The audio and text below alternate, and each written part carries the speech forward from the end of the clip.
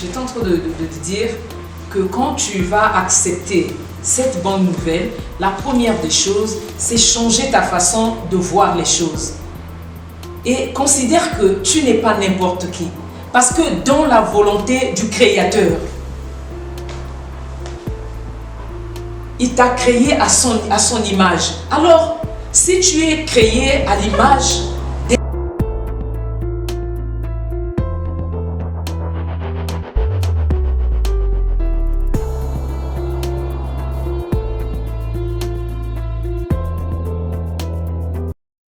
à vous tous qui me suivez sur la page du Centre international Élévation et Leadership, nous voici encore à notre rendez-vous de l'espoir.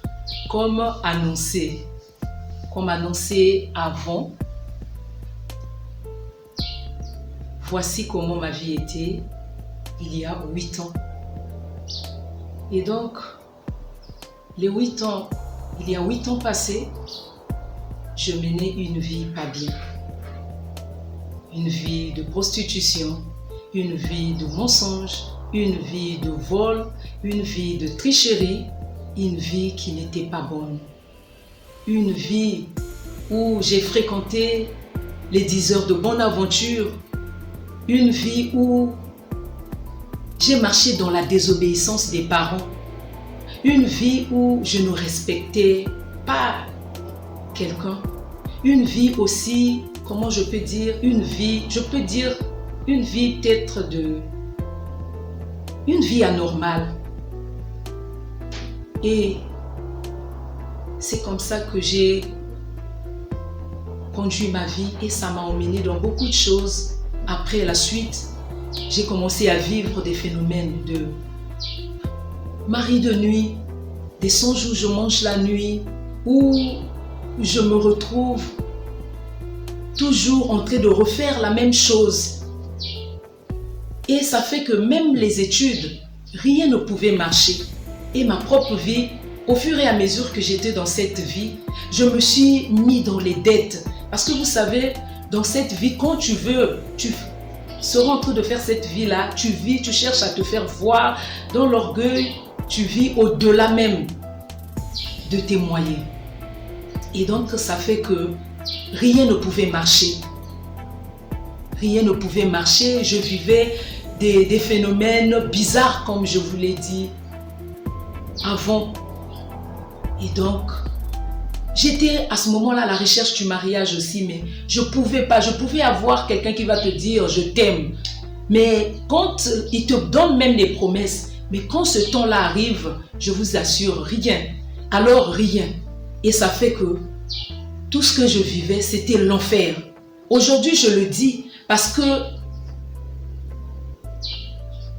je suis cette femme-là qui a accepté la bonne nouvelle et aujourd'hui, ma vie a changé. Mais sinon, ma vie n'avait pas de sens parce que tout ce que j'avais reçu au bénéfice, c'était des songes là de mari de nuit, c'était l'échec, c'était le célibat et rien ne pouvait marcher. Même si je pouvais vendre tout ce que je pouvais faire, rien ne pouvait marcher.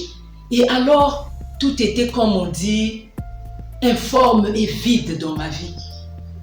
Et donc, c'est après des années, comme toi aujourd'hui qui est en train d'écouter parler de la bonne nouvelle, mais c'est une dame qui s'est approchée de moi, qui m'a parlé de quelqu'un qui est venu dans ce monde, qui s'est donné plutôt pour moi, pour que je bénéficie de la vie que j'ai aujourd'hui. Voilà pourquoi à toi qui m'écoutes, ne sois pas désespéré. Peu importe ce que tu es en train de vivre. Parce que la bonne nouvelle est que les difficultés que tu es en train de vivre, les situations que tu es en train de vivre, l'échec que tu es en train de vivre, la maladie que tu vis avec tant des années, que ce soit le sida, que ce soit le cancer, que ce soit peu importe la maladie. Dieu est capable de te délivrer de cette situation. Peu importe les échecs que tu as subis jusqu'ici, rien ne marche, tu vends ceci, ça ne marche pas. Tu fais telle formation, ça ne marche pas. Les autres trouvent les emplois. Toi, tu es toujours là, dans le chômage. Mais si tu acceptes cette bonne nouvelle, tu verras ta vie changer. Au début de notre rendez-vous, vous avez entendu certainement d'autres ont dit, mais pourquoi elle donne beaucoup de titres? Mais c'est tout simplement pour te montrer, moi qui étais une femme prostituée, moi qui étais accablée par l'échec, moi qui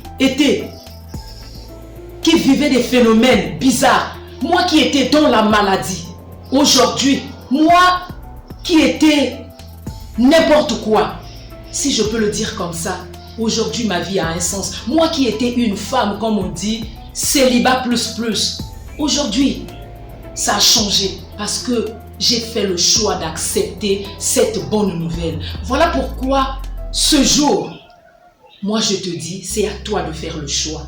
C'est à toi de choisir. Est-ce que c'est la bonne nouvelle que tu as décidé de choisir ou rester dans ton coin, refuser la bonne nouvelle? Voilà pourquoi pour aujourd'hui, je m'arrête là.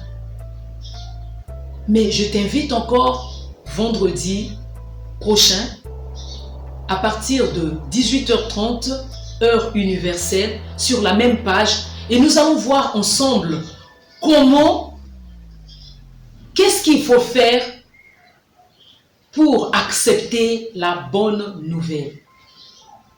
Merci et à bientôt.